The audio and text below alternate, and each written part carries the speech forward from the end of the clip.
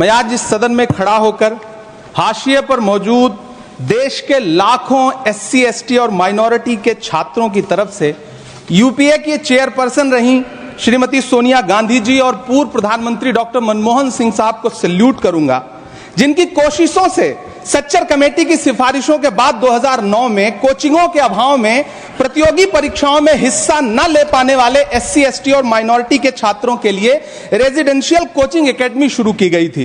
Doctor Bhimrao Ambedkar university, मानू Hyderabad, AMU Aligarh, Jamia हमदर्द और Jamia Millia university में दूर दराज गांव से आने वाले बच्चों ने महंगी यूपीएससी कोचिंगों के बजाय भारत सरकार की रेजिडेंशियल कोचिंग एकेडमी में एडमिशन लेना शुरू किया और उनके प्रतियोगी परीक्षाओं में जाने के सपने पूरे होने लगे। इसी से प्रभावित होकर मुंबई के हज हाउस में 2009 में एक कोचिंग सेंटर शुरू किया गया, जिसके लिए सरकार से कोई फंड नहीं लिया गया, बल्कि हाजियों के रजिस्ट्रेशन फीस और सर्विस चार्जेस से बनने वाले हज कमेटी के कॉर्पस के एक हिस्से से इसे शुरू किया गया। तकरीबन 10 साल शानदार तरीके से चलने वाले इस कोचिंग सेंटर के रिजल्ट भी बढ़िया रहे। कई आईएएस दिए, आईपीएस दिए, महाराष्ट्र की स्टेट सर्विसेज में बच्चे सेलेक्ट होने लगे। फिर आया कोविड, पहले सीटें घटाई गईं और फिर तत्कालीन अल्पसंख्यक मंत्री महोदया को मौका मिला और उन्होंने 2023 में इस कोचिंग सेंटर को बंद कर दिया। वो सैकड़ों छात्र जो हर साल इस कोचिंग सेंटर से फायदा उठा रहे थे, एक झटके में उनके सपने चकनाचूर कर दिए गए। सभापति महोदय, मैं जब देश के प्रधानमंत्री को प्रोटोकॉल तोड़ के कतर के अमीर शेख तमीम को रिसीव करते हुए देखता हूं, जब मैं सऊदी के क्राउन प्रिंस मोहम्मद सलमान को प्रधानमंत्री जी को गले लगाते हुए देखता हूं, तो सोचता हूं कि काश प्रधानमंत्री जी अपने देश के गरीब भारतीय मोहम्मद सलमान और मोहम्मद तमीम को इसी तरह अपने पन का एहसास दिला पाते। कभी मैं जब प्रधानमंत्री जी को शेख हसीना जी को प्रोटोकॉल तोड़ के रिसीव करते देखता हूं, तो मैं सोचता हूं कि कभी प्रधानमंत्री जी अपने देश की बेटी बिल्किस को भी इसी तरह से अपने पन का एहसास दिला पाते।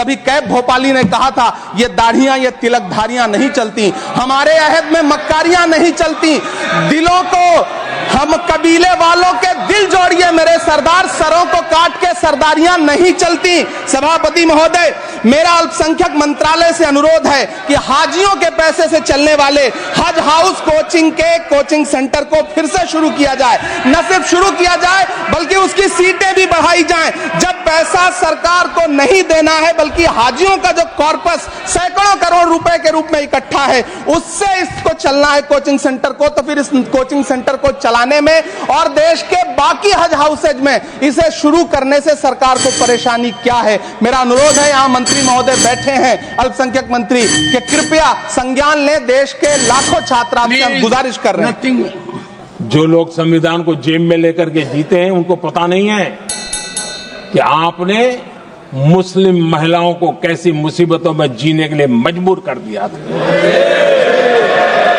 हमने ट्रिपल तलाक का खात्मा कर करके संविधान की भावना के अनुरूप मुस्लिम बेटियों को हक देने का काम किया है, समानता का अधिकार दिया है। जाति की बातें करना कुछ लोगों के लिए फैशन बन गई है। पिछले 30 साल से सदन में आने वाले ओबीसी समाज के सांसद दलों के भेदभाव से ऊपर उठ करके एक होकर के 30-35 साल से मांग कर रहे थे कि ओबीसी कमीशन को संवैधानिक दर्जा दिया जाए। जिन लोगों का आज जातिवाद में मलाई दिखती है, उनको उस समय ओबीसी समाज की याद नहीं आई। ये हम हैं जिन्होंने ओबीसी समाज को संवैधानिक दर्जा दिया। पिछड़ा वर्ग आयोग आज संवैधानिक व्यवस्था में जो है, देशवासियों को उनके सामने एक अहम सवाल रखना चाहता हूं। और अध्यक्ष महोदय, जरूर देशवासी मेरे इस सवाल पर चिंतन भी करेंगे और चौराहे पर चर्चा भी करेंगे। कोई मुझे बताएं, क्या एक ही समय में संसद में एससी वर्ग के एक ही परिवार के 3 सांसद कभी हुए हैं क्या? एससी वर्ग के एक ही परिवार के 3 सांसद कभी भी हुए क्या?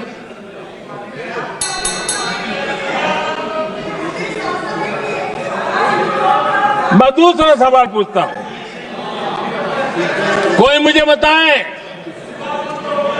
कि एक ही कालखंड में, एक ही समय में संसद में एसटी वर्ग के एक ही परिवार के 3 एमपी हुए हैं क्या?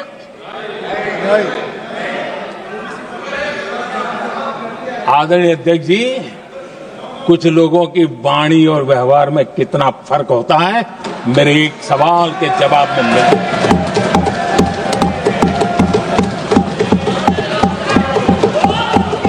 जमीन आसमान का अंतर होता है, रात दिन का अंतर होता है।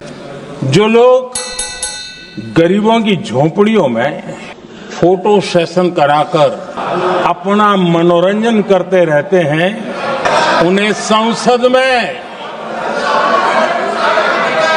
गरीबों की बात बोरिंग ही लगेगी। हमारे देश में एक प्रधानमंत्री हुआ करते थे, उनको मिस्टर क्लीन करने कहने की एक फैशन हो गई थी। उस प्रधानमंत्री जी को मिस्टर क्लीन कहने की फैशन हो गई थी। उन्होंने एक समस्या को पहचाना था और उन्होंने कहा था कि दिल्ली से 1 रुपया निकलता है तो गांव में 15 पैसा पहुंचता है। अब उस समय तो पंचायत से लेकर पार्लियामेंट तक एक ही पार्टी का राज था, पंचायत से पार्लियामेंट तक एक ही पार्टी का राज था। और उस समय उन्होंने सार्वजनिक रूप से कहा था कि 1 रुपया निकलता है, 15 पैसा पहुंचता है। बहुत गजब की हाथ सफाई थी। 15 पैसा किसके पास जाता था, ये देश का सामान्य मानवी भी आसानी से समझ सकता है। और कुछ लोगों को लगता है जब तक फॉरेन पॉलिसी नहीं बोलते तब तक वो मैच्योर नहीं लगते, इसलिए उनको लगता है फॉरेन पॉलिसी तो बोलना चाहिए फिर भले ही देश का नुकसान हो जाए। मैं ऐसे लोगों को जरा कहना चाहता हूं, अगर उन्हें सच में फॉरेन पॉलिसी सब्जेक्ट में रुचि है और फॉरेन पॉलिसी को समझना है और आगे जाकर के कुछ करना भी है, ये मैं शशि जी के लिए नहीं कह रहा हूं तो मैं ऐसे लोगों को कहूंगा एक किताब जरूर पढ़े। हो सकता है उनको बहुत फिर कहां क्या बोलना उतनी समझ हो जाएगी। वो किताब का नाम है JFK's forgotten crisis. JF Kennedy की बात है। JFK's फॉरगॉटन क्राइसिस नाम की किताब है। ये किताब एक प्रसिद्ध फॉरेन पॉलिसी स्कॉलर ने लिखी है और इसमें महत्वपूर्ण घटनाओं का जिक्र है।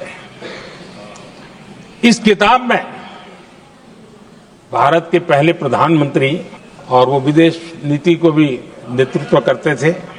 इस किताब में पंडित नेहरू और अमेरिका के तब के राष्ट्रपति जॉन एफ कैनेडी के बीच हुई चर्चाओं और निर्णयों का भी विस्तार से वर्णन है।